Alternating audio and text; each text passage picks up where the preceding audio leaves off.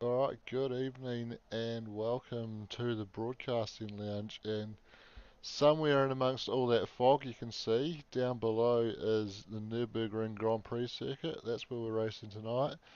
And we're going to be sending some GT3 and GTP cars around there for our MRP HPR series.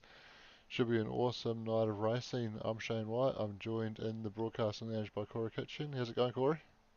Yeah, good, Shano. Yep, good to be here. Thursday night. We're almost closer to the end of the week. Here we are, Germany, Nuremberg, to be precise. 16 turns, 3.2 miles. Well, we're looking at miles. I haven't changed that in my racing, have I? 5.07 kilometres for those that aren't American or British out there. Yeah, and it's an interesting circuit with some interesting circuit corner names. Favourite already, at Barnbogen. You reckon there might be a few bogans smashing around there? Well, I reckon there's plenty of bogans smashing around there. So 19 degrees, so fairly cool and 100% humidity. Probably no prizes for guessing that with the amount of fog we're seeing out there. Did have a look at the forecast earlier and it looked like the rain should stay away, although there are showers in the area, so it is possible, but it looks like it should all stay away for the course of this evening, so should have plenty of dry running just down there in the fog. Yeah, my little message from Cheryl it's just pretty much just white fog. Not much change in the wind, speed of the wind. So it's just going to be a little murky old race in Germany. Yeah, will be a bit murky.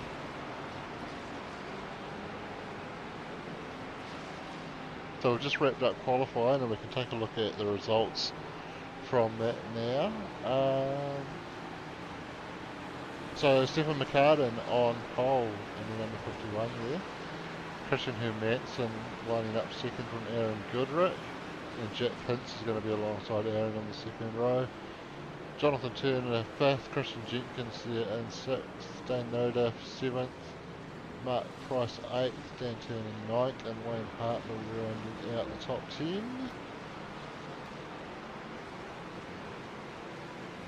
And then we can jump back to Thomas McColl there in 11th, will be the last of the GTPs. And then Darren Lobb will go from 12th as pole sitter in GT3. Paul Blomqvist alongside him. Leith Swinney, Daniel Hirschide, Nick Accordia, Brett O'Keefe, Dylan Petch, Nathan Gardner, Quinn Wilson.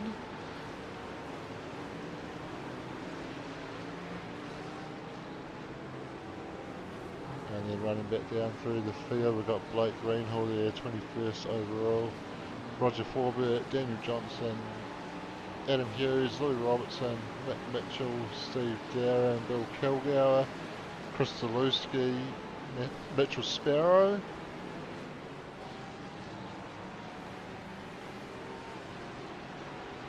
And down to the last few cars there, Taylor Mitchell 31st overall, Leon Ware 32nd. And then we've got me and you, Corey, who are obviously going to be up here. Wayne's joined but hasn't stuck around, so he's not going to be on the grid. I believe Jeff Morgan will be lining up on the grid though, so we should see him going off the bat after not spending time in qualifying. Yep, getting a little bit closer to getting a little racy pretty soon, eh? So just over 2 minutes to go, and we should be green light. Yeah, we're in the warm-up at the moment, so there's a few cars going around. You can see Paul Blomqvist there. He's going to be lining up P2 in the GT3s, and he's out there doing some laps on the warm-up. Not that he's put a time down, but plenty of people out there getting the feel for the track. You can see a number of cars all piling into the chicane there. We are into that last minute, so final preparations from these guys. Long race tonight as well, an hour and 15 minutes. I don't think we mentioned that. It's the endurance format tonight, as some of those GTPs do start to put some times down in the warm-up. So with that long format tonight, hopefully the guys have had the chance to take a little restroom break, because it can get pretty uncomfortable if you skip that out before a long race, can't it, Corey? I definitely haven't complained about having an intro.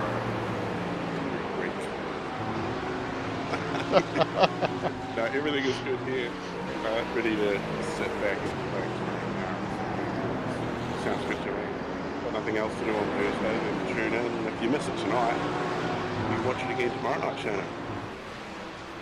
That's right, so we're going to be Friday nights sending our HPR series off to NZ Sim Racing TV. So if you're watching that delayed stream on Friday night, welcome along. And the broadcasting lounge is where you can come next week if you want to catch it all live.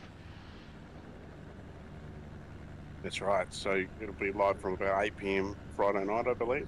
And Saturday night will be both divisions of the V8s, maybe. Potentially, yet to nail down all the details, but that is the plan. Fortunately, it looks like iRacing has automatically given these guys a short formation lap, because it didn't give me the option to select that. But obviously it just doesn't have the option of a full one, just automatically gives them a short one, because they're definitely not lining up on the pit straight, so that's good. We shouldn't have too long to wait once they get rolling.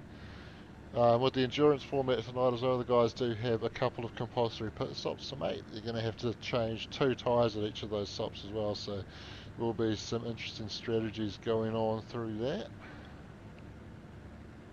And of course, as usual, the penalty count 17, I believe. And then you get to do that a couple of times until you hit 40, and it's goodbye. Yep, that's right. So 17 incidents is going to get the boys to drive through, and they'll get 2 drive-throughs before they get told there's the door. Yeah, well, they'll have a little bit of extra leeway. Once they get their second drive through, they'll have about another 6 points before they hit that 40 mark, and then that'll be good night, see you later, see you next time. Oh, I think that was Thomas McCall just spinning on the formation lap there. Big circuit there, so he's looking to snap himself back on the back of Hector from the start just to drive. Yeah, not quite sure what happened there, running off the back of the GTP class, and didn't look like there was any contact. Looked like he just went around, so maybe warming the tyres a bit too aggressively. Green. Anyway, the GTP car's away, and it's going to be Stephen McCartan leading them down in towards turn 1, and spreading out a bit. Couple of battles going on. Jack Hint's on the outside there, but looks like they're all going to get through there cleanly and into the arena section. Meanwhile, we can jump back to turn 1 and see the GT3 cars coming in, and Darren Lobb and Paul Blomqvist side by side. Looks like Paul's going to take the lead through there and into the arena section for the first time. A few battles going on side by side further back as well, but all getting through there pretty cleanly so far. Bit of an incident for Jonathan Turner in a GTP, so he's just slipped to the back of the GTP field currently. And we can see Jonathan there as we see the GTP leaders coming down into the little hairpin down at the bottom of the track here.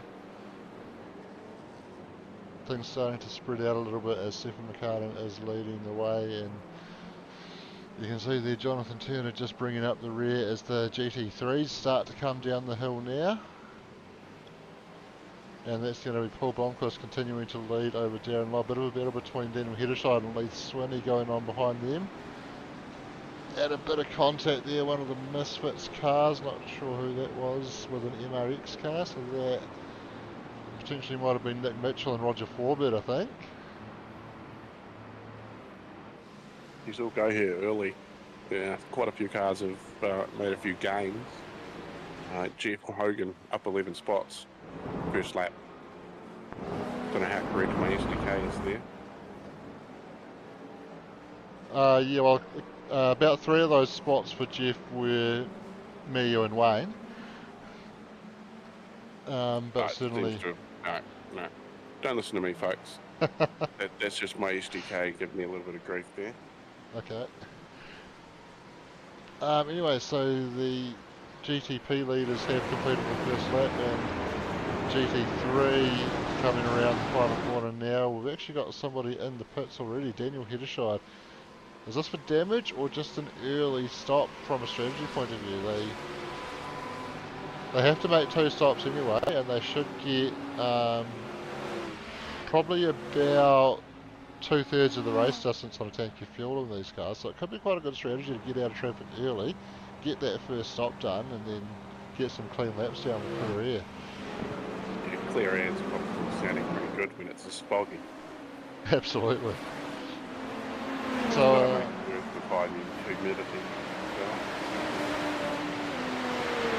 yes, Stefan McCartan just over a second lead over Christian Emerson out front of the GTP field at the moment.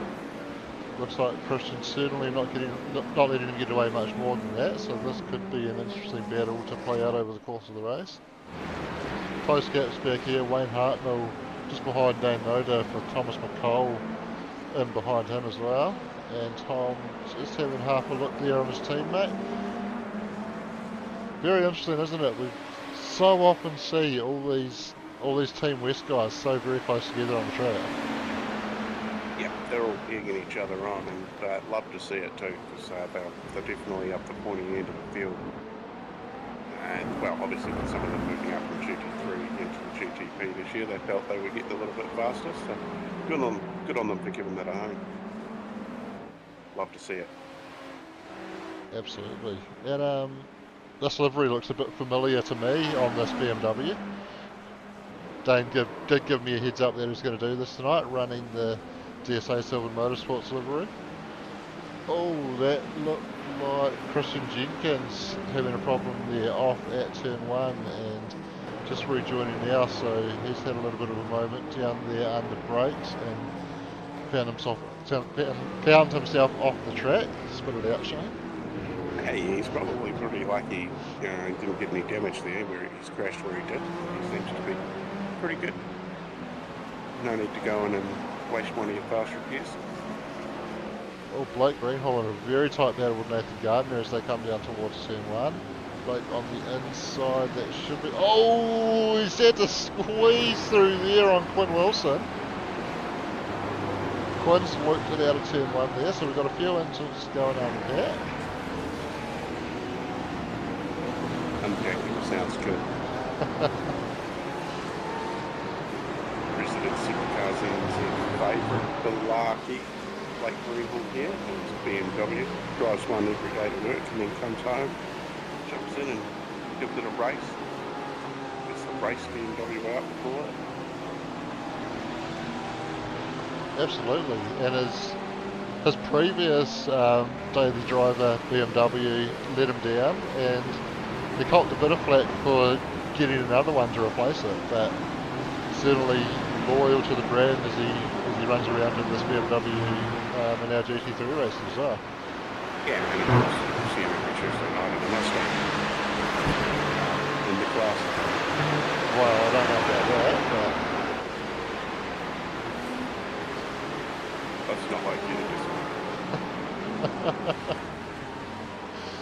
to so we got some replay data on Jonathan Turner's crash earlier in the race here. So coming to the arena section here on the outside behind Jenkins and just maybe squeezing that throttle a little bit too hard and lighting up the rears going around.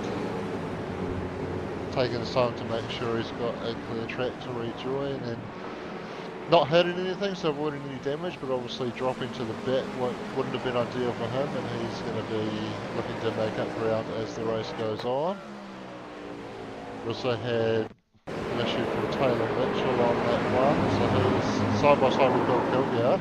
Bit of side by side contact, and probably quite a strange reaction from that Mustang. Wonder if there's a little bit of netcode at play there, the way it just jumped out after a little bit of pip and shoulder there with Bill. Didn't quite look right to me.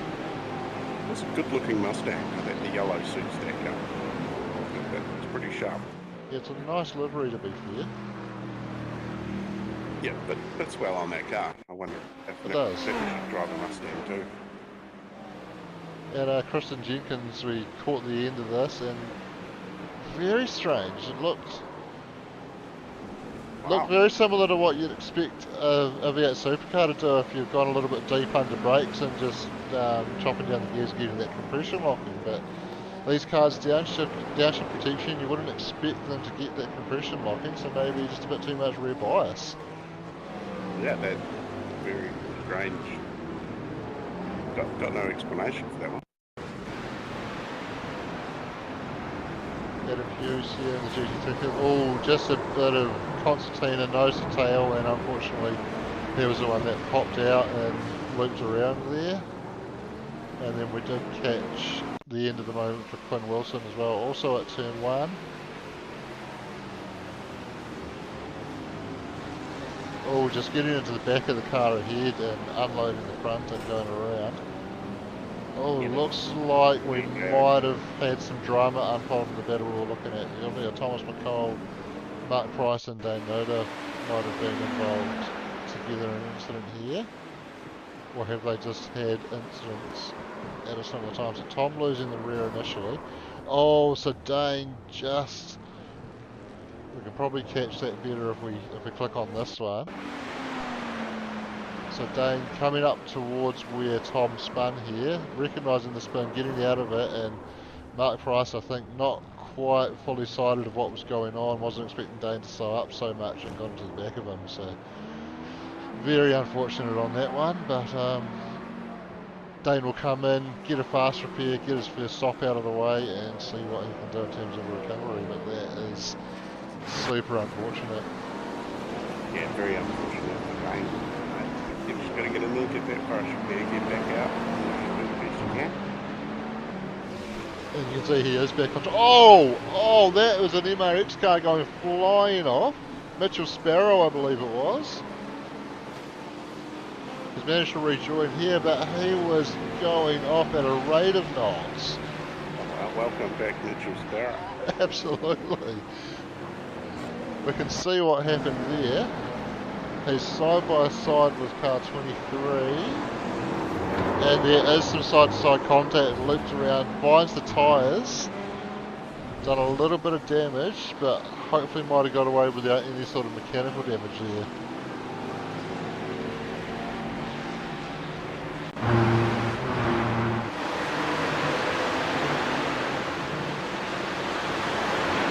Little battle going on involving Mitchell, Nathan Gardner just ahead of him. I think it was Nathan that was involved in the contact with Mitchell there. Yeah, you got Nathan Gardner, Nick Mitchell, Lee Robertson and Roger Fulbertle. Pretty tightly packed in here on the racetrack. Yeah, good tight battles. Nick's going to have a look down the inside here. Oh, he gets half a nose down. Nathan leaves him just enough space and he's able to get the drive out of the corner. And Louis Robertson getting the snip on that, on the exit of that corner. Cars coming into pit lane, a GTP and a GT3, so it looks like Stefan McCartan.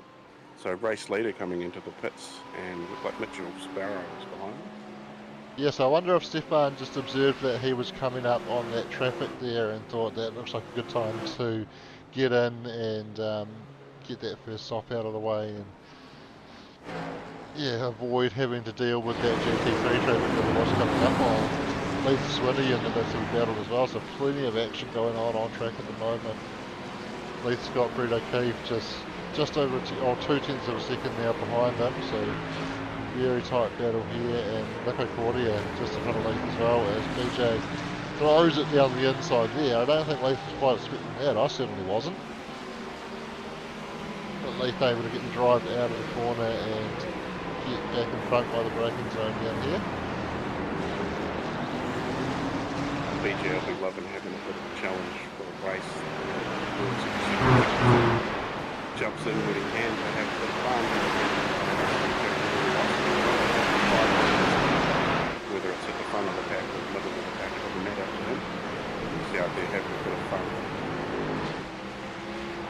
Yeah, absolutely, great to see.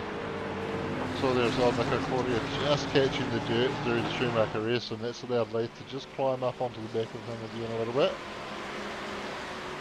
And Leith actually pulled away from BJ just a tad as well, so probably focus switching from defence to attack here now, and he will see if he can get around this very talented South African he's got in front of him. Actually, he's got two very talented South Africans ahead of him at the moment.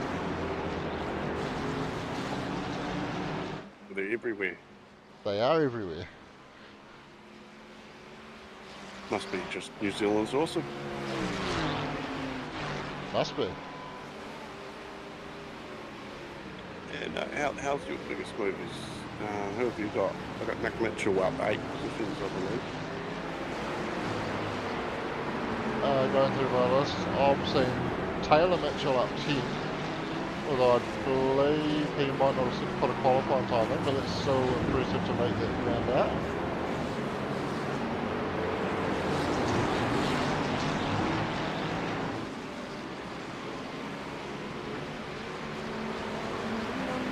Sorry, I'm getting a lot of feedback coming through about the stream on my end, so trying to fix what I can. Don't know if I can fix everything that I'm being told, but I'll do what I can with the audio.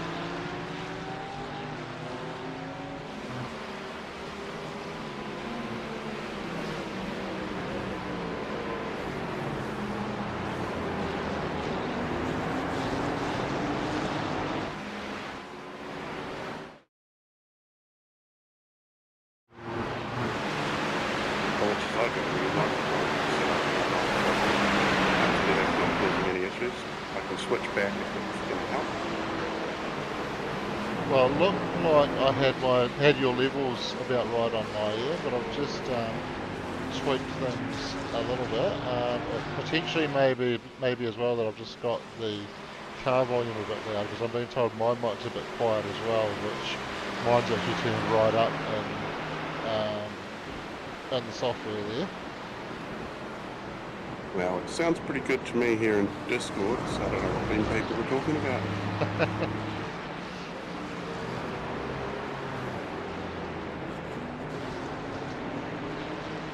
But no, pretty easy. A couple of clicks of a button and I can go back to the other microphone, no problem at all.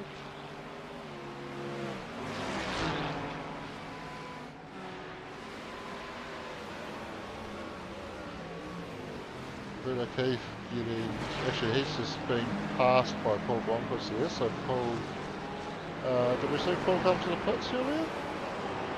Yeah, he came in, no, he wasn't that one. No, he hasn't pitted, I'm not sure. He might have had a bit of an incident, drop back maybe. He's currently up 4 positions. Could be true, it might not be. I don't know when SDK is telling the truth or when it's lying. So on my end it's showing as down 1 position, and I think he was starting near the front, so, well, down 2 positions on his class position, actually down 1 position overall, so yeah, started front row with Darren, so not quite sure what happened there for Paul, because yeah, he's not showing any pit stops there.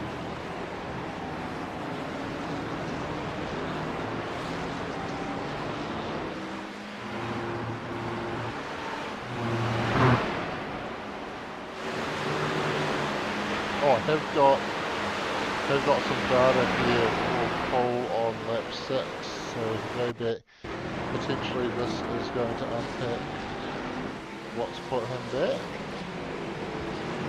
Oh yeah, bit of contact with Nico Cordia there, I think that was, and just going around. Bit of a how's your father? Yeah. Although it didn't look to set him back a huge amount, so I feel like there's got to be more to the story. Yeah, loves a good race, eh, Paul Blomqvist?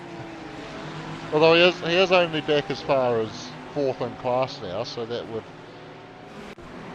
potentially explain that. But anyway, BJ making his pit stop now.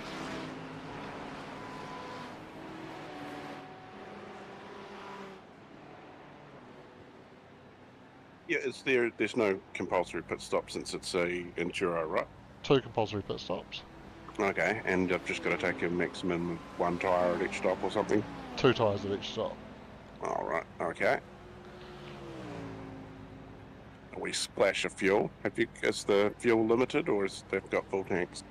full tanks available, but with an hour and 15-minute race, that's still going to mean, unless they do a significant amount of saving, they wouldn't be able to get through on one tank anyway. And obviously they're not going to be worrying too much about saving, considering they know they have to make those 2 pit stops anyway, so they will, yeah, they will look to manage the race and their strategy in the best way that they can. I think GT3s should be able to get about an hour of a tank, so if they wanted to make their second pit stop now, they would be able to get home from here. As far as the GTPs, they're about 45 minutes of the tank, so their fill up and get home point will be about half an hour into the race. Yeah, well, currently no GTPs have their compulsory pit stop. Well, SDK could be lying, we never know. But it looks Stephen like... McCartan has taken a pit stop. Oh, okay, right. Oh, it's got a pit time, but yeah, that's not telling me much else. So it looks like Daniel Heddershide, Chris, Brett O'Key, Dylan Petch, and Dane Nordreth have all been through the pit lane so far. Although Dylan Petch 3.4 seconds in the air, I'm not too sure if that's enough to get anything. I wouldn't have thought, there might be your SDK lines here again, because I've got pit time of 13 seconds on Dylan Petch. But Wow. certainly 3 seconds wouldn't be enough to change 2 tyres, considering they can only do 1 at a time with these cars. Yeah, no dedicated 10-man pit team. No.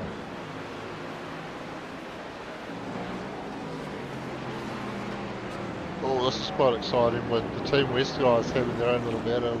Christian Jenkins and Jonathan Turner, as they're making their way through some GT3 traffic, and Tom McCall is right on these guys.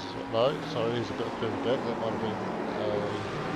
oh, that was Jonathan. So sorry, it's Wayne and Kristen having a battle, and Jonathan just behind them, and all 3 making their way through the GT3 traffic. And Kristen's been held up quite significantly there compared to Wayne, and Wayne's been able to pull away a bit more of a gap on him there. Certainly this multi-class racing adds a whole different challenge, because you can be in the midst of a battle, come up on some traffic, and the way you get through that traffic can make or break that battle. Yeah, it can, and the GT3 guys are doing the best of their ability to make sure that they're not in the way. They've just got to keep going. You know, don't do anything silly, be predictable. Absolutely, and be predictable is the key thing there, and the most predictable thing you can do is just keep racing on your line. Obviously, if somebody comes alongside you, then yep, give them room, but yeah, until they're alongside, the general expectation is keep racing, stay on your line, and let the faster car get around you safely. Christian Jenkins now coming into the pits from P2, so you're getting at least 2 tyres, probably some juice. Do these things take juice? They're hybrid, yep. aren't they? Yeah. Are they diesel? No, they're a petrol hybrid, I believe. So in real life, these cars actually run what they call a virtual energy tank. So they combine their fuel usage with battery usage, and they're only allowed to use a certain amount of energy until they have to come to the pits. But in iRacing, it's just use all your fuel and then you'll run out.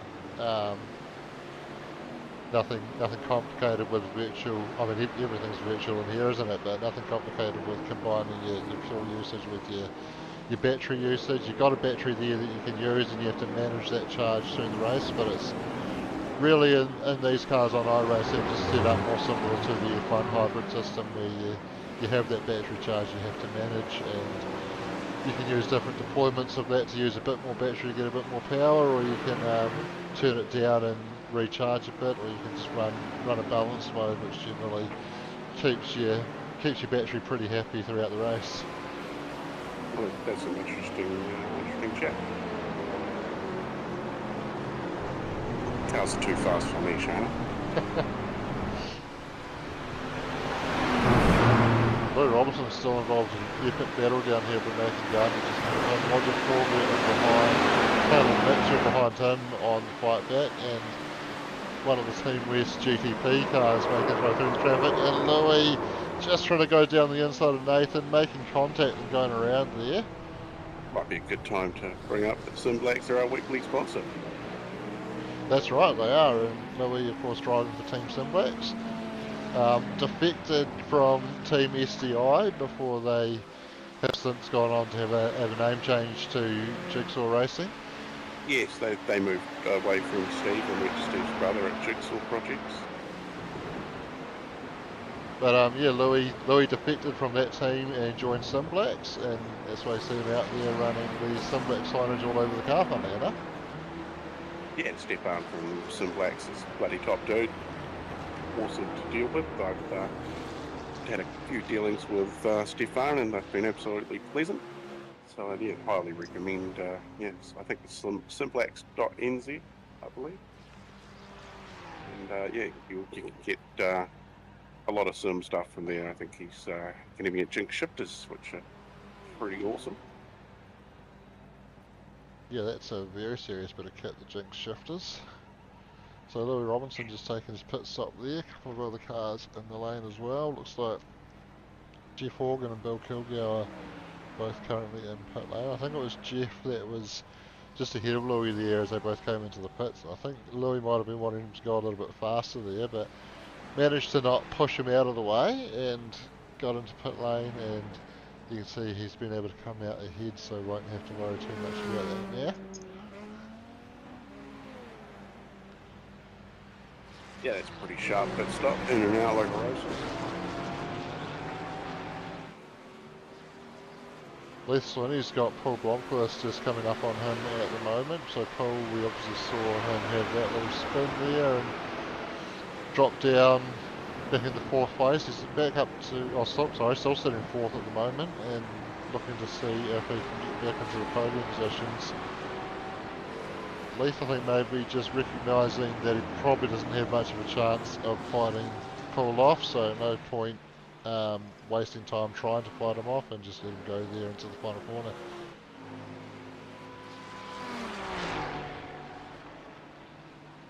What have we got downstairs that might be worthy of a tour around the track? I'll let you make that call. I don't want any responsibility for anything that goes wrong. Wow, let's have a see who's we are on track. The weird Dane Mildred. Dane Motor is... Where is Dane? Where are you, Dane? There he is. He's just coming into the final corner now. Not too much going on around him. Right, here we go. Right, Dane, you're going to talk us around a lap here at Nurburgring. There you go, mate. Coming into turn 1, I guess. I got Stefan right behind me, so I'm going to let him pass. He's in P2. Yeah, I don't know what you want me to say, bro. I've never actually done anything like that before. No, we're just putting people on the spot, mate. It's absolutely no drama at all. I'm not the fastest guy out there. I just try and stay nice and clean. You're just having a good time? Yeah, man. Yeah. Well, that's what it's all about. Absolutely, boys. Running Steve's livery from the Enduro we done 3 months back, I think. Not sure when I changed my name to Steve, but okay. Shane, man. I'm just talking to Steve. It's fine. I know what you mean. We'll let you get back to racing, mate. We sometimes these things work out perfectly. Sometimes they don't. Yeah, thanks, buddy. I got Dylan Hedge jumping up and down in front of me at the moment, so I'll just hopefully get past him. Oh, good luck. Thanks, fellas. Catch up. Cheers, Dave. Doesn't always work. Sometimes it's perfect. I mean, if you were watching our broadcast on Tuesday night, we were live with B. Larky, or Blake Greenhall as we call him, and he talked us through an absolute blinder of the past. and that's given me an idea. Has it now? It has, yes. Coming soon is going to be the plays of the month, where if you do something cool on track, you send it in. We'll have everything all sorted for that. You send in your clip, and we'll put them all together, and maybe we'll have a public vote. Maybe we'll just put our favourite ones up. I'm not too sure. Well, that sounds very cool. Yeah, anything that just gets the hair on the back of your neck standing up while you're racing, really. Whether it's a tight pass, a close finish, an absolute cluster in the crash, we can put that up too. Turn 1 disaster. We all have them, and we shouldn't be ashamed of them, because they're only virtual, and we can just pick up the pieces and get back on the road pretty quickly. That's right, I got caught up in a little bit of a moment myself at turn 1 in race 1 on Tuesday night, and got it back on track, got going again, and managed to recover back to P12 in the first race, and then got on the podium in the second one. So it just goes to show, if you get over it, just get your head down and get on with it. Sometimes things can actually work out alright off the back of those sort of dramas. Bit unlucky P12, I mean, you were so close to being able to start off pole for race 2, weren't you? Yeah, well, that's true. There was a good little twist to Tuesday night, that reverse top 10 for the second race, and yeah, I really enjoyed myself. It was Detroit, so I mean, I'm going to enjoy myself anyway. The racing was great. Yeah, I haven't had a chance myself to go back and watch that Div 1 stream, but hey, I'm going to be restreaming it back to the New Zealand Sim Racing TV channel, so I'll probably get a chance to check it out as I'm doing that. Yeah, and of course we're live to Facebook through the Broadcasting Lounge tonight too. So yeah, if you're on the old Facebook and you see the stream, and give it a share. And yeah, we'll Leon will make you a cup of tea. I'm sure he will. He will. He definitely will.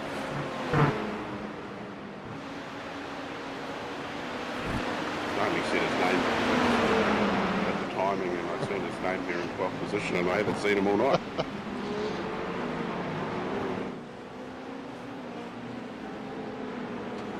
I'm on board here with Christian Jenkins, so currently running in, well, my SDK is saying 11, but I know he's not 11. He's in 8th in GTP. So yeah, he's made his pit stop. So out of the GTPs, it looks like Jack Hintz and Christian Hermanson, Dan Turner haven't made their pit stop yet. So we'll be seeing how things play out when they come into the pits. But it looks like Stefan McCartan's. Where's it? My SDK has him leading, and your SDK doesn't even have. Oh, yeah, Stefan's leading, so it just had an it was scrolled down to show the end of the leaderboard that we were looking at there when we clicked on Christian, although Christian's still on the leaderboard when I clicked on Stefan, so I don't know why I couldn't keep it there. But anyway, probably a good time to stroll through the field, because there are a few people we haven't covered off that might have not been in quite so much action so far, and there's not too much going on in terms of close battles on track at the moment, so we can come up the front to see Stefan McCartan out front by 12 seconds, and that will probably only grow once Jack Hintz comes in and takes his pit stop as well, because Jack is yet to take his first stop, but he is currently running in second position. He's got Christian Hermanson just behind him. Christian also has taken his first stop.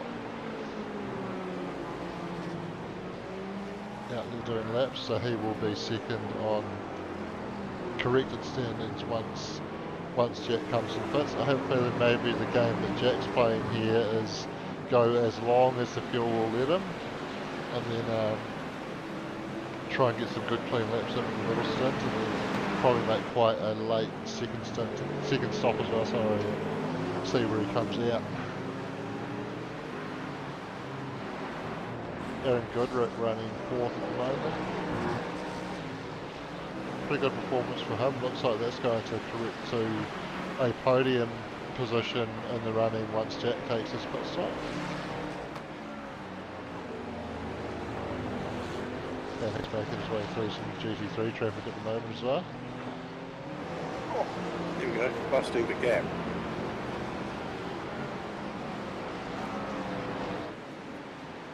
Dan Turner running 5th in the Team West car there. Absolutely all alone on track at the moment, so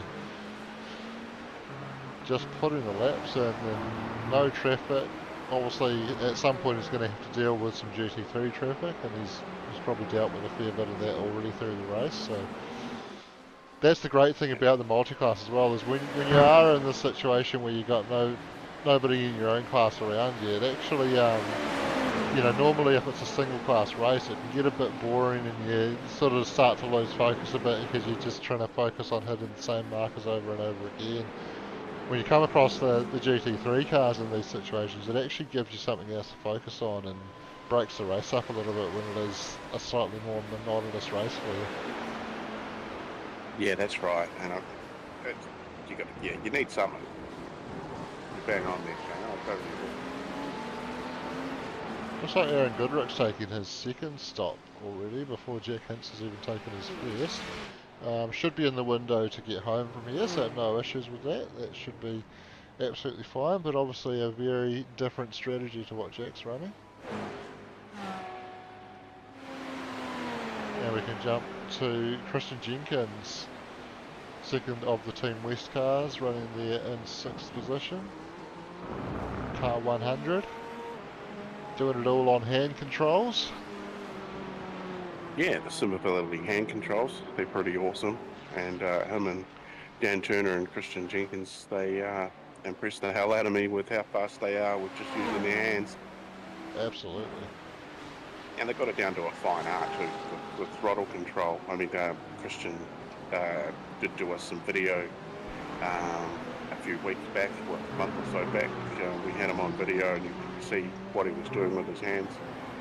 And yeah, impressed me a lot. Absolute credit to them. Yeah, that was a very cool insight. And we'll probably need to get that set up again at some stage in the not too distant future, so anybody that didn't catch that can get a look at how all that works. Yeah, definitely. It's sort of, you know, getting these guys back out there doing something that they love too, and these two actually become friends through sim racing, which, you know, that makes it double cool too. You know, two guys that are both on the same setup, hand control wise. And I think Dan might still be at a desk. Christian's moved it to he's got his own rig, so he gets himself into a seat and sits in there with his steering wheel.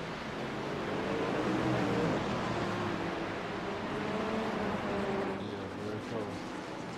So Wayne Hartnell running 7th at the moment. Another Team West car.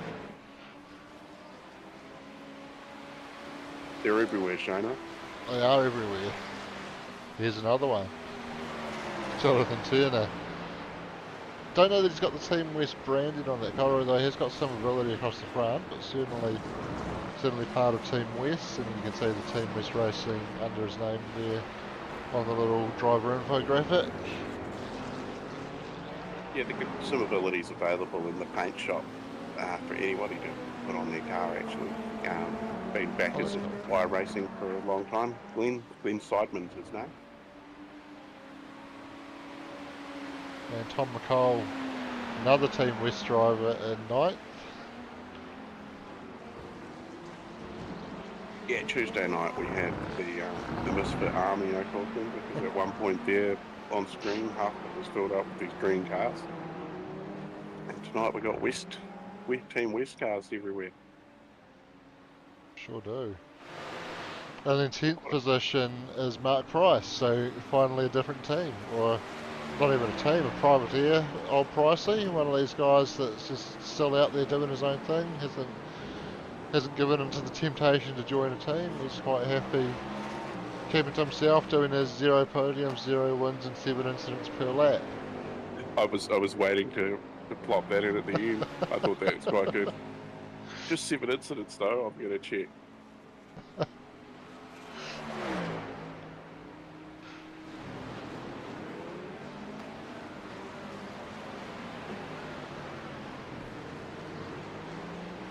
Wow, So a couple of cars have already actually had to do a tour of the range. Actually, one car. Oh, Two. So Adam Hughes, Quinn Wilson, both 17 incident points, so they would have had to already go through, and quite a few cars on the cusp. One being Mark Price, so 7 incidents being to change that to 15. well, it's 7 per lap, so I mean he's done 21 laps. That's Oh, well, sorry, no, he's done 19 laps. He's a couple of laps off the lead at this point, unfortunately. we can call that underperforming. We can. Well under the 7 incidents per lap. And rounding out the GTP field at the moment is Dane Noda in my paint. He's Yeah. part of Passion Sim Racing. Passion don't have a livery for this car yet. I say yet because exciting news. New member joining PSR this week, Jack Hintz, and we've talked a lot about Jack Hintz livery work previously, but if you don't know, Jack Hintz is very handy with a livery, not just on simulated race cars, but on real life race cars. You can see his livery going around, smashing around some of the roads in Europe and the European Rally Championship on Hayden Paddon's car. Yeah, how cool is that? And I'm very jealous of my mediocre graphic skill compared to Jack's. So I'm sure, anyway, the point of that story, I'm sure in no time there is going to be a very beautiful looking PSR livery for this BMW hybrid V8. Oh, that is some good news. So moving to the GT3 field, Darren Lobb currently leading that, yet to take his first pit stop, but I think he was quite in control of the race anyway. I think that quite possibly could be the ugliest Ferrari that I've seen. Yeah, I'm not a fan of that livery, yeah. Well, it's not the livery, the car itself just doesn't do it for me. Yeah, fair enough. I'd much rather a Mustang. I'd Or a much Corvette. rather, yeah, I was going to say I'd much rather a Corvette. Yeah, I'm not really biased to any particular brand, but if I had to pick one, I'd pick a Toyota. Fair enough. Mustang is well represented in terms of position out of the new cars so far tonight. Nico Cordia driving the Mustang in P2.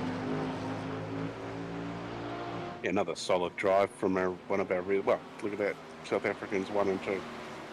Absolutely. Quite impressive. Paul Blomqvist has managed to move back up to P3, and he's just had Dane Noda go past him in the GTP there. I think Dane will be quite chuffed that he can say he's just put a pass on Paul Blomqvist there. Yeah, it'll probably go down on in his list of accolades.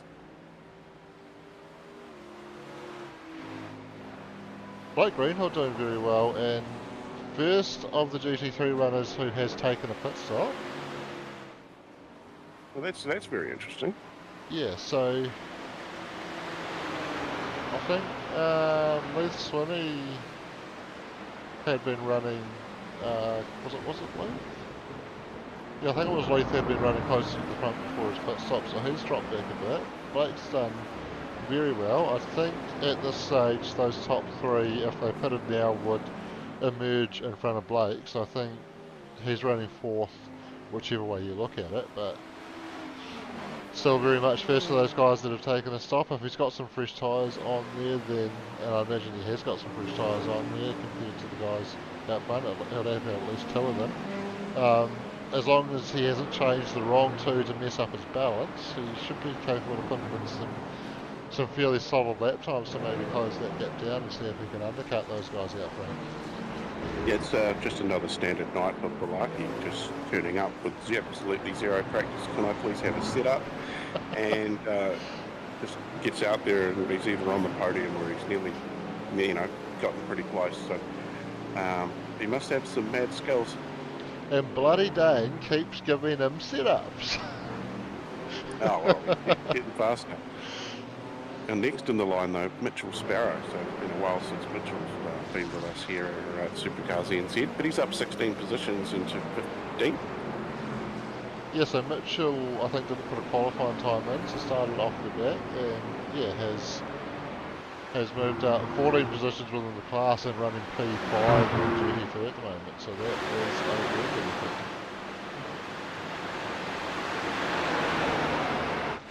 Leeds Winnie running P6 out of the GT3s, BSK Sim Sports.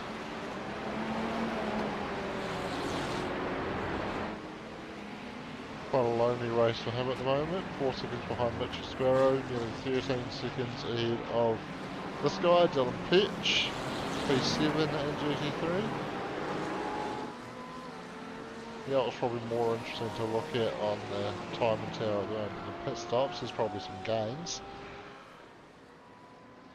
So Dylan is up just one position from where he started at the moment, so... Well, something is correct. Something's the same on my SDK as yours. He is up one position. And then, well, let's try next on the list. Chris Zalowski. He's up 12, apparently. Well, that's very different because he isn't even next on my list. Yeah. Next on my list is P8 and GT3's doing a Hedershire. And if you're watching at home, actually, you might have noticed that Dylan's got 0 gain next to his name. So I was actually reading off the overall gains list where he's up one position. But on class position, he's actually running where he started. So there's no gain within the GT3 class, which is what that number on the timing tower is giving us there. Daniel Hedershire's down 4 positions in GT3, so hasn't had the greatest of races compared to his qualifying, but he's out there doing laps. He's got Brett O'Keefe not too far behind him. Probably one of the closest battles on track at the moment, at around the second. Yeah, there's no yellow or red on the timing tower for me at all. Everybody is just out there in the fog, barely seeable. That's right, visibility is down tonight, and probably a lot of guys with just brake lights in front and headlights in the mirror and just out there doing laps trying to find some braking markers. Yeah, the iRacing gods knew that Dougie was leaving the country to go on holiday, so it's given us some fog. Nathan Gardner running 10th in GT3. So we saw him caught up in some early dramas after he was running a bit closer to the front. He's actually only down 2 positions on where he started in terms of class positions. Just behind him is Quinn Wilson dealing with some GTP traffic coming through, and he's in a little bit of a battle now actually with Taylor Mitchell getting very close in behind, so we'll come to these guys at the right time. Taylor on the fight back after his early dramas. Yeah, he still manages to be 8 positions up, but I guess he started off the back of the grid too, didn't he? Yeah, I think he did.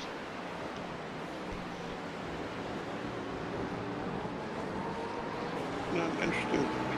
We haven't lost anybody tonight. Everybody who started is still in at the moment. Oh, that's fantastic. So Dane for Jack Hintz making their way past these guys. And Dane's just going to roll out of it and let Jack go as well, as Jack's got a lap on him.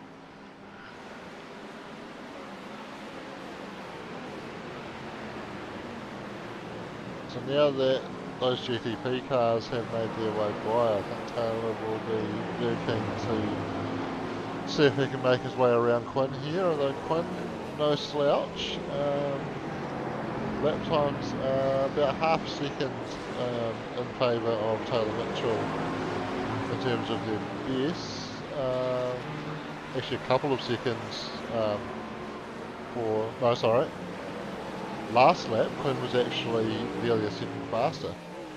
So I think Taylor just getting held up a bit more towards the end of the lap with those GTPs coming through than what Quinn did, and that just cost him on that lap. But you can see here he's got the momentum on the run down the hill. He's sticking the nose out, having half a look. Can he get down there? Quinn's left him some room. They're going to be side by side on the exit, but Quinn's going to have the inside into the Schumacher S. Taylor's going to try and live on the outside to get the inside of the next one, and great respect shown by both guys, giving each other enough space there and making it work side by side through a section of corners that is very much single line in normal occasions. And Taylor's been able to stay on the outside there, keep side by side, and finally gets the move done. But Quinn certainly weaving around, looking to see if he can find a gap. That's making things difficult for Aaron Goodrick as he makes his way around them in the GTP car. It's a good exchange from them too. Yeah, very good little battle. They gave each other a little bit of respect, and yeah, good solid clean racing. And it's not over yet. Quinn Wilson are all over the back of Taylor Mitchell.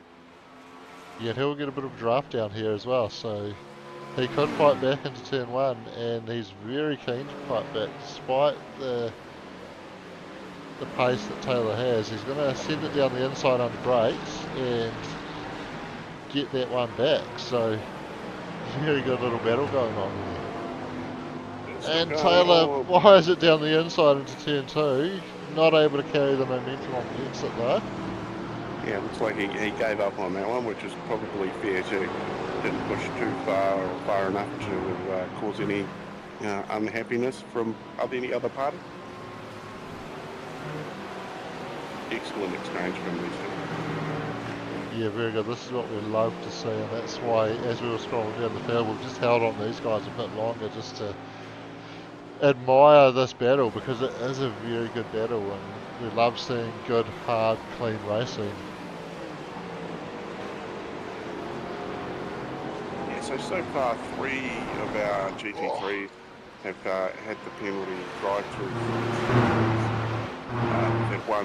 We've got one GT3 on the cusp.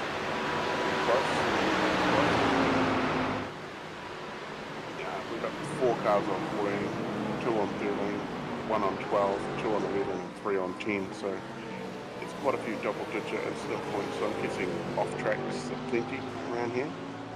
Yeah, there's certainly a few places around here where you can just stray a little bit too wide or cut a corner a little bit too tight and pick up an off track, so you have to be very careful, especially with the longer race, and just 17 incident points, they can rack up quite quickly if you're not careful. Looks like Taylor might have a little bit more comfort now as he's been able to make his way around, and Quinn's actually dropped behind Forbid as well, so we might have just missed a little bit of a drama. Went into pit lane. But into pit lane, okay.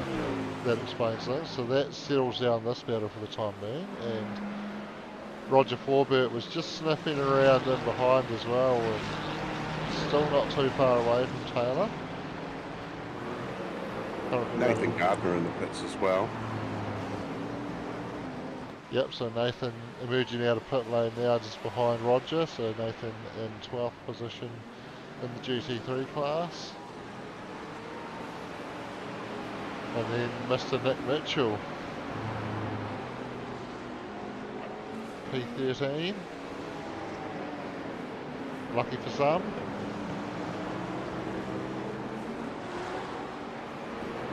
Yeah, or unlucky for some, depends on who you're talking to. Absolutely. Quinn Wilson, we did cover him off earlier. He's made his second pit stop since then. That's why he's a bit further down the field than he was earlier. And Louis Robinson has also made his pit stop. He's running P15 in the Simplex Ferrari. So sorry, he's in the Chevy. That's the second time I've made that mistake. I think I just forget that the Chevy's there because it's a new car, and it's just the only other car that's really got a similar shape to that is the Ferrari. So I just and I think we're used to Louis running the Ferrari as well, to be fair. Just call it the Cheverari or the Corverari. Anyway, Louis out there in P15 and reminding us that Sean's got a little something.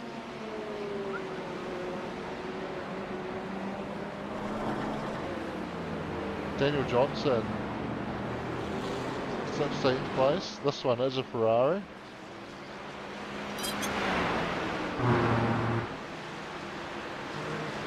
Definitely is a Ferrari.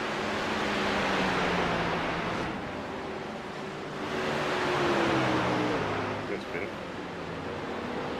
Adam Hughes out there in the Mustang P17.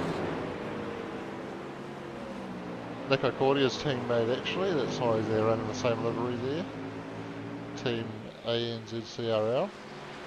Yeah, he's in my SDK in capital letters, so Adam Hughes will shout it.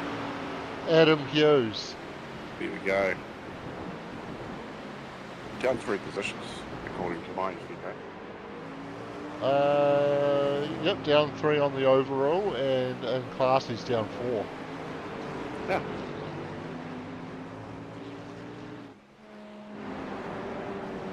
Bill Kilgour coming into the pits to make his second stop. He's running P18 as he makes his way in.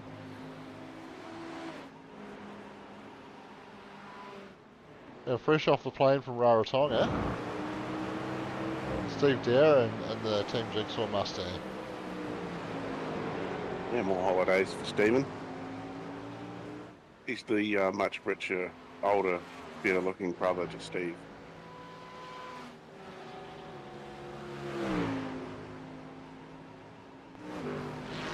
Not too much going on around Steve at the moment.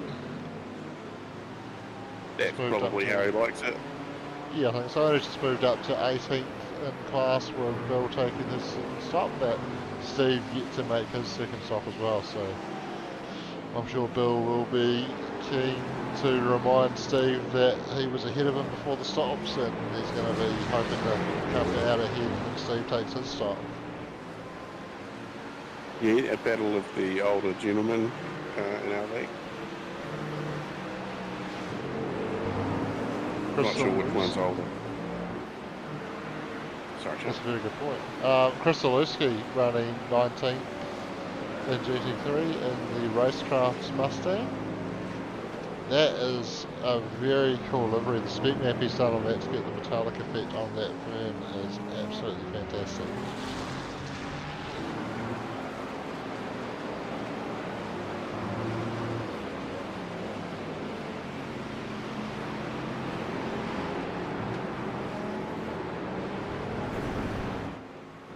Covered off Bill before, well, as he was on his way into the pits, so we can just take a quick look at that car while it's actually on track. BGR. Corvette channel. That is a Corvette. Yep, can't like that one. It actually looks more like a Corvette in those colours than it did in the other colour of the other car we were looking at before that you mistakenly called them. Right. It does, doesn't it? I think every time I look at the Simblax colours on that sort of supercar body shape, I just assume it's a Ferrari because that's what we used to see when Louis running the Simblax colours in the GT3s on a very supercar shaped car. Nico Cordia into pit lane now out of, I believe he was out of second in class in GT3. And has come out in 4th. And just quickly to cover off our last runner as well.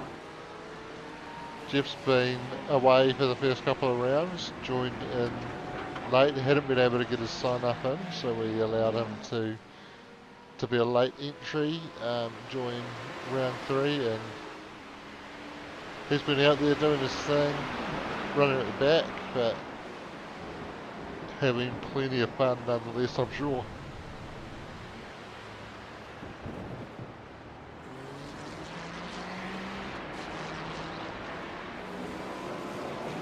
Not a lot of chat tonight on either the Facebook stream or the YouTube stream. So let us know where you're watching from. Who do you want to win?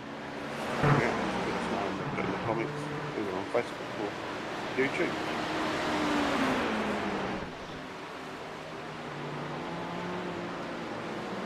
So Wayne Hartnell running 5th in GTP, and the Team West battle still going on. He's got Jonathan Turner just behind him. And actually Jack Hintz is splitting up some of the Team West cars because he is on a bit of a charge, closing up on the back of Jonathan Turner. Jack's made both his pit stops. These two Team West guys ahead of him have only made one stop, so he will be hoping to use his pressure tyres to make light work, although as Wayne Hartnell actually comes in, that gets one of them out of the way for him.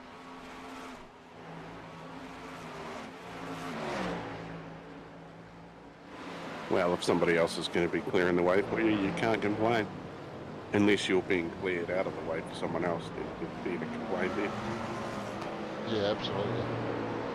Normally it's Mr. Plough clearing people out of the way, but I think he's having a night off tonight. Yeah, a night off for Mr. Plough tonight. It's always a little bit quieter. I hope you're watching, big guy.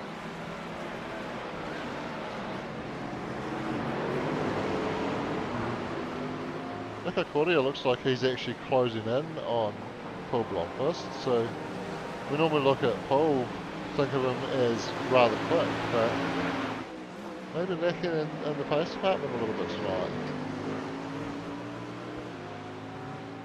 Certainly, in terms of best lap times, Nico's actually got the better of Paul on that metric by 2/10 of a second.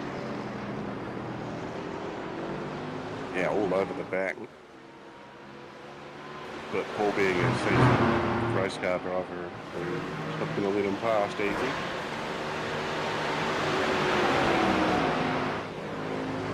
No, certainly not.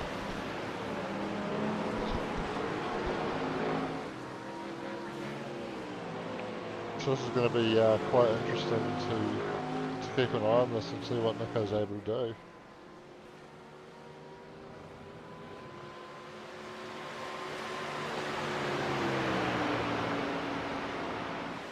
We can even get a little bit of this going on and have a look at it, looking over his shoulder.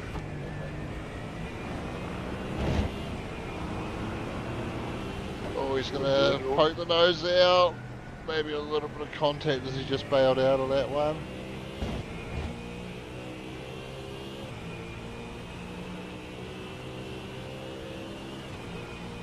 You can't separate their best lap times by much at all. A 1:59.25 and a 1:59.05. So, and even their last two laps, like you say, they're near on identical. Or their last lap round, sorry.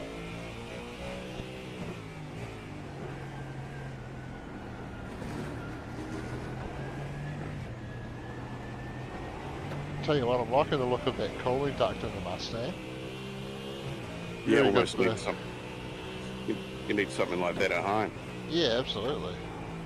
Very good for driver comfort on those enduro races, but when you're driving the virtual version, doesn't work too well unless you've got a replica of your own set up in your rig. Yeah, I've seen some pretty cool little systems made up with computer fans and ducting. I believe some rigs even come with it as an option. I know the MRX rig, you can buy something as an add-on. Yeah, that's pretty cool. I believe Doug's actually rigged up a little bit of ducting there and a computer fan that he uses to cool himself. As Paul running quite wide there, that's going to give Nico a chance to get on the outside of him, but nowhere to go with that pass. Tried to get the switch back. He's certainly been able to tuck in under the rear wing. What does that say? I think he's doing that. I think he's doing that on the back of Paul's car at the moment. Bit on that bang. Oh, this is great. Jump off board. I think we're going to get the best view of this from this angle. GTP cars coming through, and that's going to get tight there. And I think Paul was just able to get the less compromised entry there, and that's why we've seen him just pull away fractionally over Nico there when they were battling very hard up until that point. was on. I think those two GTPs, no fault of their own, got in the way. They did a little bit, but as I mentioned earlier, that's all part of the challenge that's thrown up with this multi-class racing.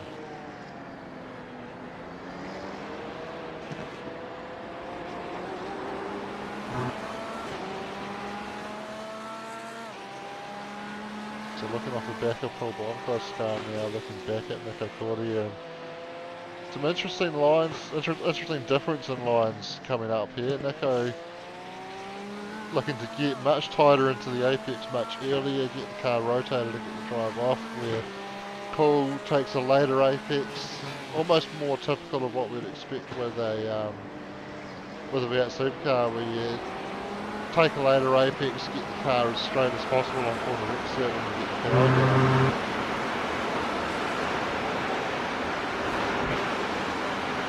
Yeah, and I think Nico just getting the rough end of the stick a little bit with that GTP car.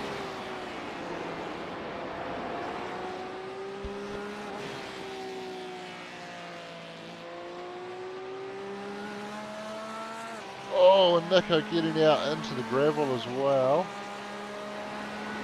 Yeah, that could have ended badly. There's people on track and pulled down. Yeah, he's done a great job to hold on to it. He hasn't lost too much time either, still just half a second behind.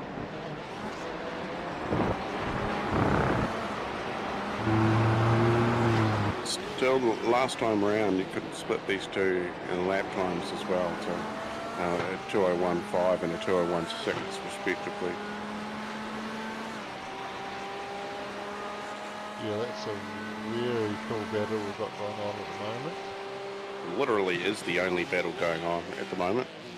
You've got Dylan Petch is 1 second behind Nathan Gardner. Brett O'Keefe is 1 second behind Pete Swinney. And they're the closest cars together on track, apart from these two.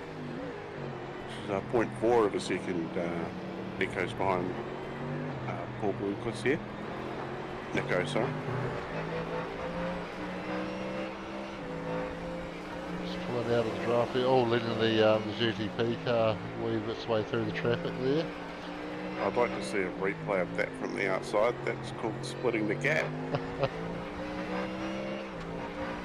Unfortunately, there's nothing that's happened there to trigger any data, so not going to be able to get anything to click on to go back to that.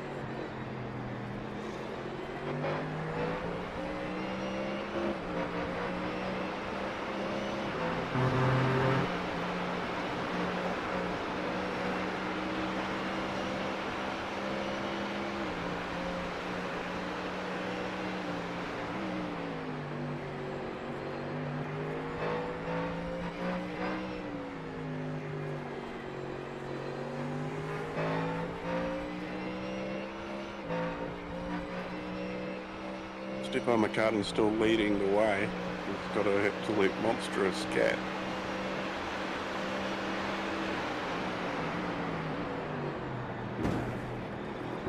So again, Nico was just caught out with the GTP coming through at an inopportune time, and Paul able to stretch the lead out, but Nico able to pull it back in again.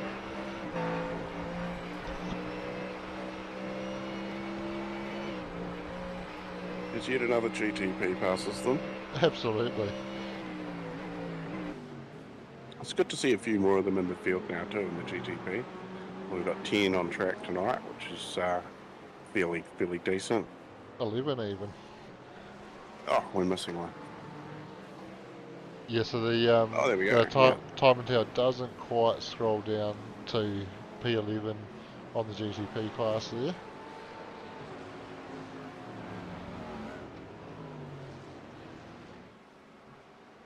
Oh, they haven't quite made it into view of this drone yet. Here they come.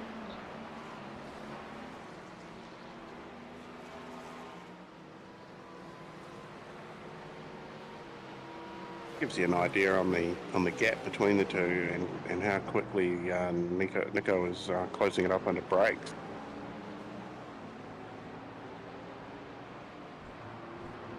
Yeah, certainly looking very strong there. Potentially under brakes and corner entry, maybe a strength of the Mustang just with having the weight of the engine in front of the car rather than behind it compared to the Porsche. Yeah, yeah, but coming into a corner in the Porsche, all it wants to do is throw you into an absolutely ridiculous amount of spins. Absolutely. Yeah, some people enjoy it, some people don't. I don't.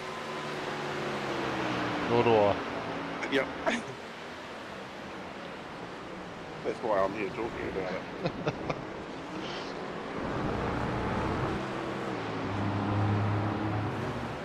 So we're just over 5 minutes to go too in the race, so probably a couple more laps left in it, or probably 2.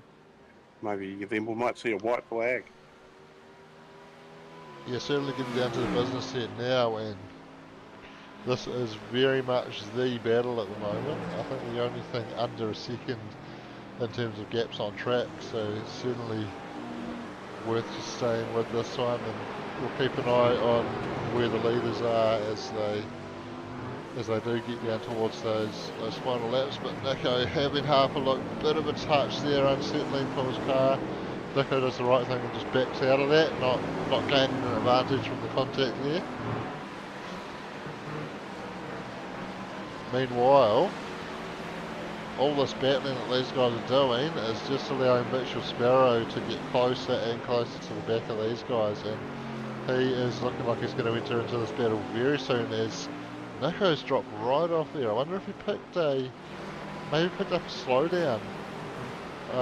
There is a slowdown you can pick up cutting the track out of the arena section, so I wonder if he's just cut that a little bit too tight and had to give up some time there, which is very unfortunate.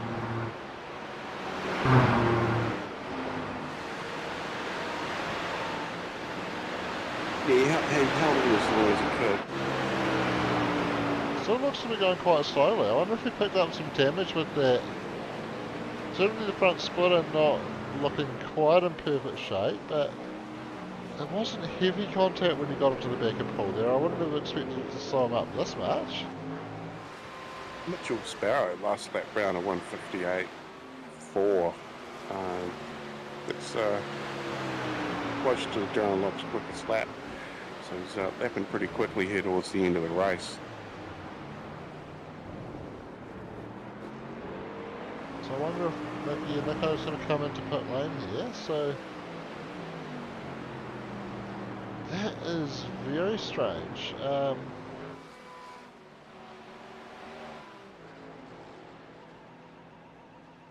Like I say, we saw the contact between Nico and Paul there, but it was not a big hit. I wouldn't have expected it to cause him that much damage, but obviously you can see there the front splitter popping back out. Maybe it just caught the wheel at that angle that it just bent a track rod or something, and yeah, got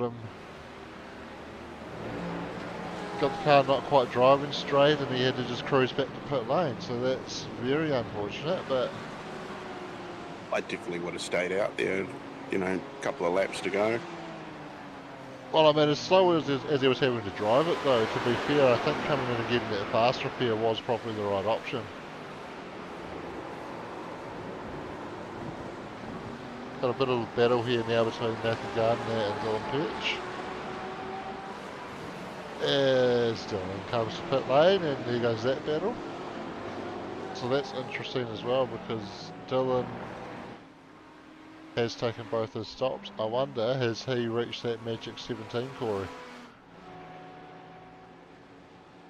Yes is the answer to that question, and I can tell you we've got... Oh, so I wonder... 8 drivers have hit that magic 17 or over. He might have just made a critical mistake here as well, because he stopped in the box, so that is not going to clear that drive-through penalty for him. Yep, got no black flags showing currently. Oh, yep, we've got one there. BJ O'Keefe's just had an incident, put him over the 17, so unfortunately for him, a drive-through penalty. But he's the only one showing a black flag currently. So potentially Dylan may have already served that penalty, and this was his second pit stop, which is going to show as his third, because he's been through the pit lane 3 times, but obviously the drive-through doesn't count towards your CPS requirements. Yeah, 22 for Dylan, but he's not the highest. There's actually one close to being disqualified. I'm not going to bring any names up. Oh, It's Doug. He's not here to defend himself. I'd be very impressed if Doug had managed that from his hotel room off the Gold Coast. Although I wouldn't put it past him to pack up his rig into his suitcase and unpack it at the hotel, but I don't think his missus would be too pleased if he did.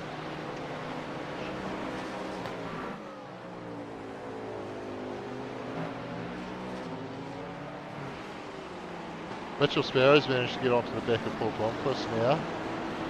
So we saw that Mitchell was looking pretty rapid on his lap times, and he's still got over a second quicker on his last lap compared to Paul. So Mitchell looking very strong late in the race, and with that sort of pace difference, I would say it's only a matter of time before he finds his way around.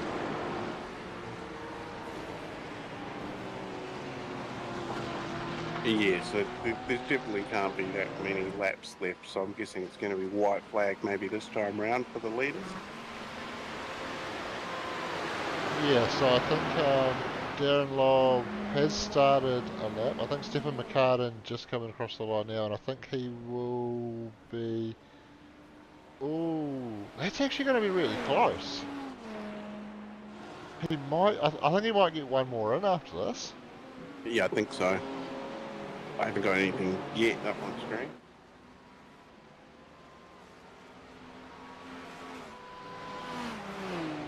I've got my camera focused on Flagman Jim.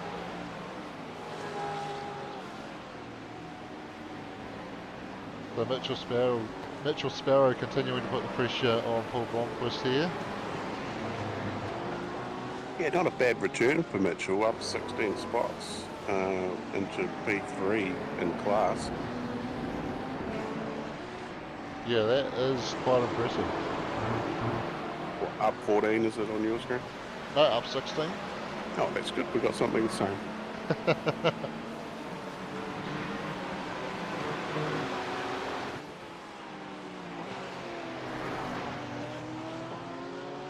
So obviously Paul is going to defend this as hard as he can. Coming down into the dying stages now, I don't think he's got too many other battles to worry about, so this is going to be it for him. And wow,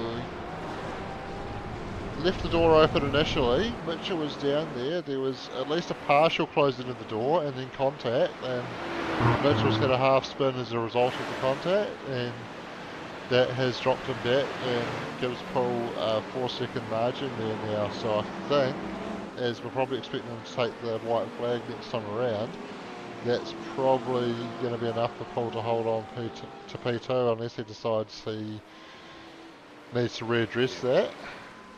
The white flag is narrow.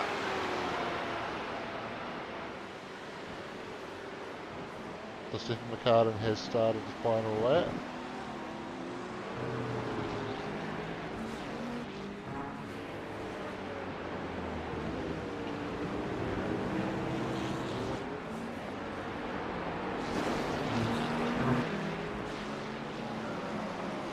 And he's dealing with some GT3 traffic. Actually gets around Darren Lobb there, so winner of each class probably going to cross the line fairly close to each other. Certainly I think Darren's going to cross the line before Christian Hermansen does, with a 45-second lead for Stephen McCartan at the moment over Christian Hermansen. Yeah, so 43 laps in the bag there for Stefan in the GTP, and Lobby currently on his 38th.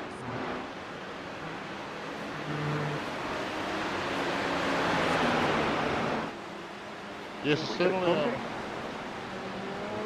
certainly a pace difference between the two classes, but not too many more laps really between the two cars. 43 versus 38, 5 laps difference. 15 seconds roughly a lap. Roundabout, close enough. Yeah, well the GTPs are doing around 145s or just under that, and the GT3s are doing around 2 minutes or just under that. So yeah, about 15 seconds difference as Stephen McCartan coming around the final corner, and he is going to take the checkered flag to claim P1 in GTP, and making a couple of cars do an extra lap as well as he slows right down across the line. Darren Lobb not going to be one of those GT3 cars that has to do an extra lap. He's going to cross the line and take the win in GTP. I think actually we're going to probably see Paul Blomqvist next across the line, are we? Or yeah, Christian Hermansen just behind. Yeah. So Paul Blomqvist running second in GT3, so he is going to get to the line just before Christian. Christian missing the front off that car, so he's run into some contact there at some point as he is almost going to cross the line at the same time as Paul. So that's P2 in both classes. Yeah, I was going to comment on where the front flip was off that GTP. And there's been a... Oh, it's after the line. It is after the line. Mitchell Sparrow claims P3 and GT3. Aaron Goodrich still a fair way to go on the lap, but he looks to be pretty comfortably tied up in that last podium position in GTP.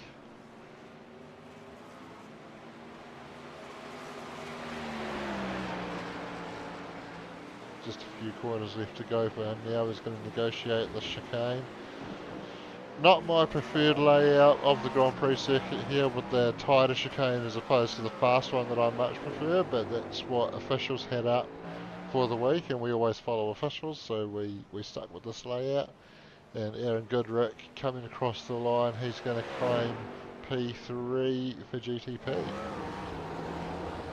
There's a fairly decent gap between first and third in class there for the GTPs. But nonetheless, bringing it home, happy Ginge. Yeah, that's a good result for him. He ran GT3 last season, and he decided he wanted to try something a bit different, try and tame the faster of the two beasts this season, and doing a great job to pick up P3 still very early on in the season, so obviously getting to grips with the GTP very well. Yeah, round 3 already done, Shano. That means we're on to round 4 next week, and we've got some cool tracks coming. Yeah, we're a quarter of the way through the championship already, but we haven't had a sprint race yet. We've had 2 enduro rounds now, we've had a heat racing round, but we haven't had a sprint race, and I think we are having a sprint race next week.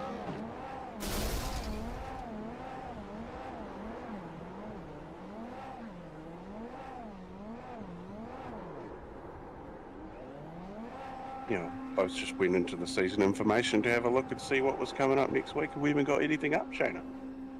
Might have to hit the art man up. We might have to, eh? I am looking to find the information now because I managed to find it a little bit earlier, and I have got it here. So yes, next week we are having a sprint race at Daytona International Speedway on the road course, so that will be a lot of fun. A mini Daytona 24. Yeah, well, it'll be a Daytona 50 minutes, Yeah. not 50 hours, but 2.5 times 2.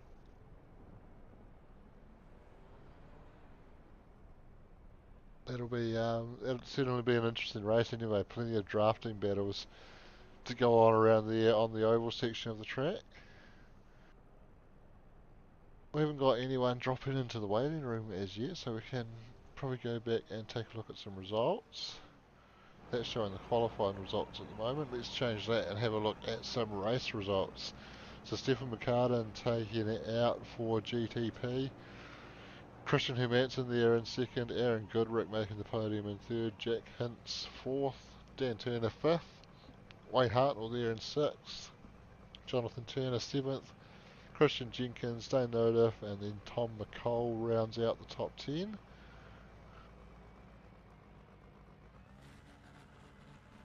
And then we can go back to Mark Price there in 11th.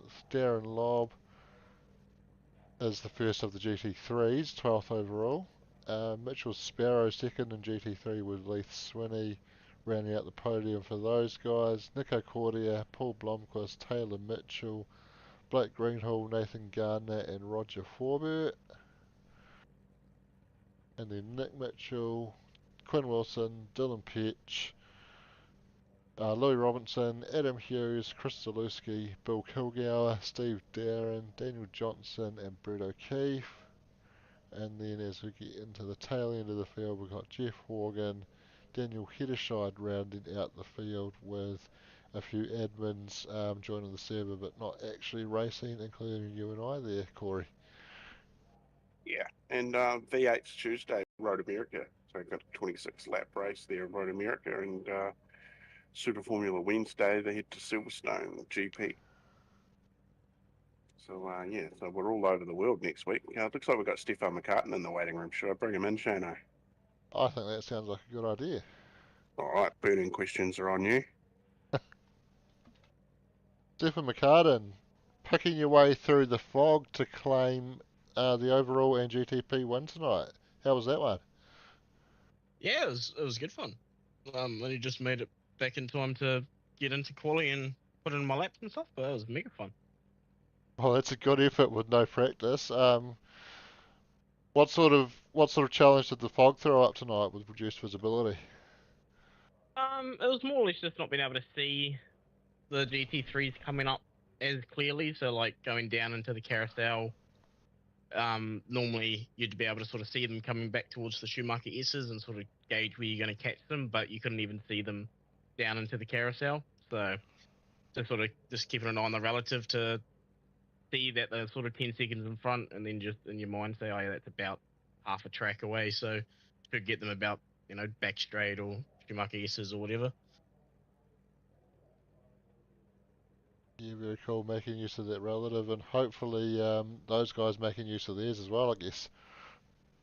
Yeah, yeah, it was, definitely I think there was a bit more headlight flashing from the GTPs tonight, more or less just to say that we're here than move out of the way sort of thing. So that was good fun. I personally didn't really have any issues with the GT3s and how they drove.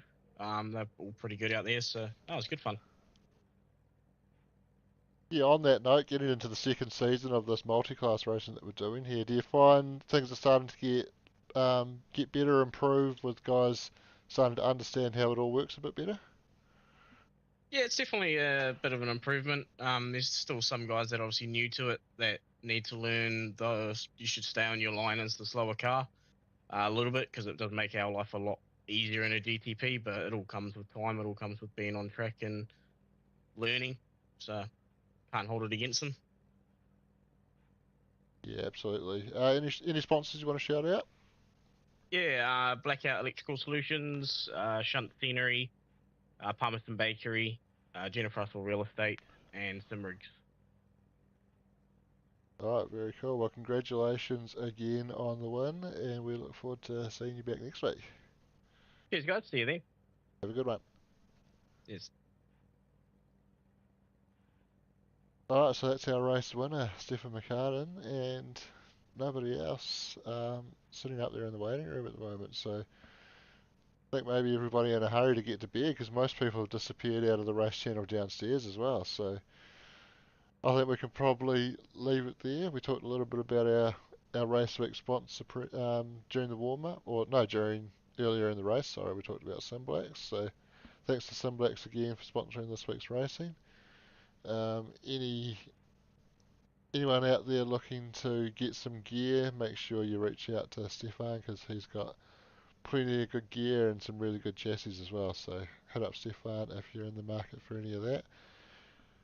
And of course MRP as well. If you can't get what you need from Stefan, Barry at MRP will be able to hook you up. They are our season sponsor for the HPR series. And big thanks to Napa for sponsoring the Broadcaster Lounge. We haven't given anything away from them tonight, but I'm sure we've got plenty of giveaways to do in the future. I think Leon's trying to set up something big, so watch this space on that one. And Yeah, I was going to say, the Guardian of the Cupboard has told us there is something cool coming pretty soon, so looking forward to that one, folks. Yeah, absolutely looking forward to seeing what that's going to be all about, and looking forward to giving it away to some either lucky viewer or lucky driver out there. I think most of our drivers do watch the stream, so we can probably call them viewers as well. And yeah, so if you're in the market for some car parts, head down to your local Napa. I think that they are a bit more commercial specialist, but I think you can still pop in there and get what you need, so check them out. You definitely can. You definitely can buy anything you can think of, even in anything from Repco you can get through Napa. I believe Absolutely. they have some sort of relationship. Yeah, I think they might have the same parent company, I think. Yeah, they're cousins or something. Yeah, something like that. Anyway, get down to your local Napa and support them, because they support us, and that's what we're all about, supporting the people that support us. And cheers to everybody at home for watching. Cheers to Corey for joining me in the lounge tonight, and cheers to all 32 drivers who came out and had a blast tonight. We will catch you all next time.